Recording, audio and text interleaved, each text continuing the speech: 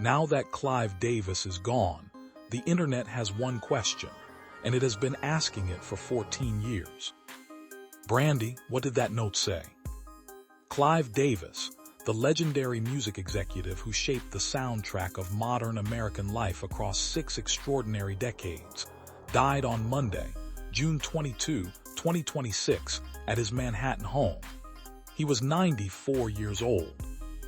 And within hours of his death, before the formal tributes, before the funeral arrangements, before the industry had even processed the loss, social media exploded with a single recurring theme. The note, Whitney's note, the folded piece of paper that changed hands in a Beverly Hilton rehearsal room on February 9, 2012, 2 days before Whitney Houston died in a bathtub 2 floors above the pre-Grammy party that Clive Davis refused to cancel. For 14 years, Brandy kept the secret.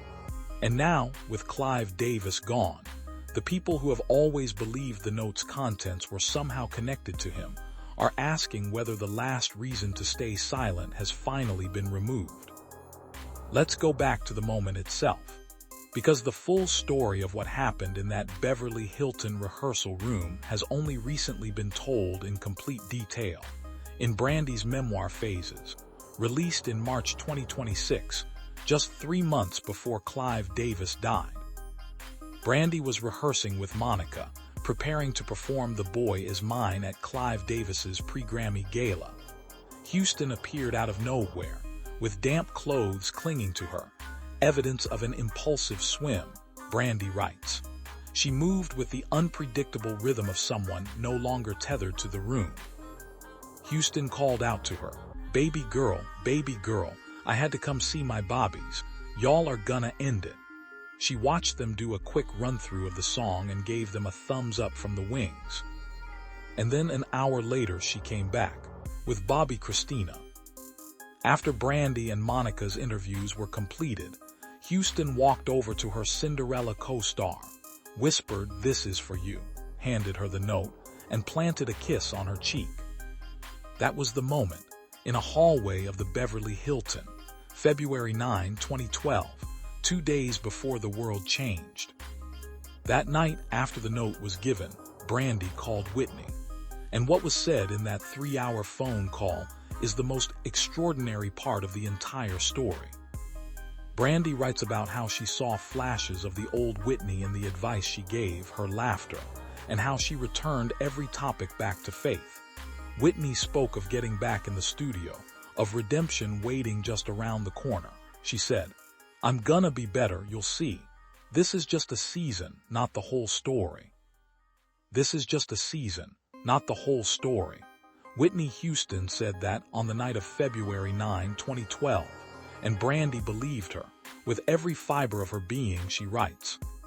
The next day, February 11, 2012, Houston was found in her bathtub at the Beverly Hilton. It was Brandy's 33rd birthday. Now the note itself, the one question that has defined a 14-year mystery. In her memoir, Brandy writes, "When it comes to the note, I feel the world's longing to know what Whitney wrote to me. I know that people weave their own stories from my silence. She is adamant she will never share the contents publicly." Never, that is the word she used. Not yet, not for now, never. And yet, the internet does not accept never, especially not now that Clive Davis is gone.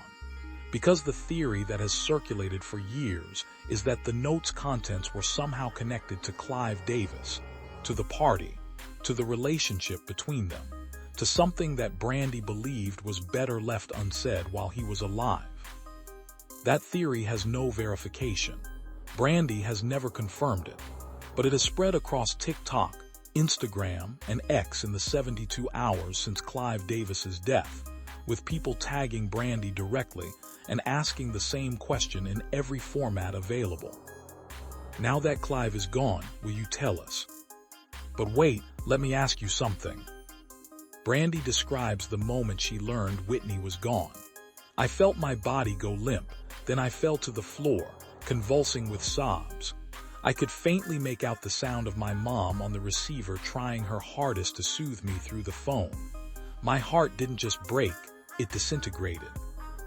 That note, whatever it says, is the last private thing between Brandy and Whitney Houston, the last handwritten communication, the last gift, from the woman she describes as her North Star, her mentor, her reason to sing. Brandy and Houston had met at the 1995 Nickelodeon Kids' Choice Awards. Brandy was such a fan that, when they were introduced, she screamed and ran in the opposite direction. From screaming and running, to receiving a private note 2 days before the goodbye. 17 years of a relationship that shaped everything Brandy became as an artist. The note belongs to that relationship, not to the internet, not to the theories, not to the curiosity that intensified the moment Clive Davis died. Brandy and Monica still attended the gala that night, in Whitney's honor. They clung to each other throughout what Brandy describes as a nightmarish evening, and made a tear-soaked promise to keep Whitney's memory alive, to honor her legacy through their own voices, to never let the world forget what real talent coupled with real pain looked like. That is what Brandy did with the note. She kept it. She held the secret with the same fierce protectiveness that Whitney apparently asked of her, directly, in a whisper, with a kiss on the cheek and the words, "This is for you." Whether Clive Davis's death changes anything about that commitment, whether Brandy will now speak, is a question only she can answer, and her memoir suggests she already has. Never, Brandy's mother told her, "Baby girl, you ain't gotta be like Whitney. You gotta be Brandy. The world's waiting on Brandy." And that is exactly what Brandy has done, with the note, with the silence, with the memoir that told the story of the relationship without revealing the final words of it. She has been Brandy, who protects what is sacred, who keeps what was given in private, who understands that some things belong to the relationship and not to the audience. Clive Davis is gone. Whitney Houston has been gone since 2012, and the note is still folded, still private, still Brandy's. The world's longing to know, she said it herself. She feels it, and she has chosen, again and again, to honor something more important than the world's curiosity. The last private thing between two women who loved each other. One of them gone at 48, the other still here at 47, carrying it. Clive Davis, April 4, 1932, June 22, 2026. The greatest record man of all time. The man who threw the party. The man whose gala Whitney came to see for the last time in damp clothes, with a note in her hand and a kiss on a cheek, and a promise that this was just a season. The note stays with Brandy, where it has always been. Thank you for watching.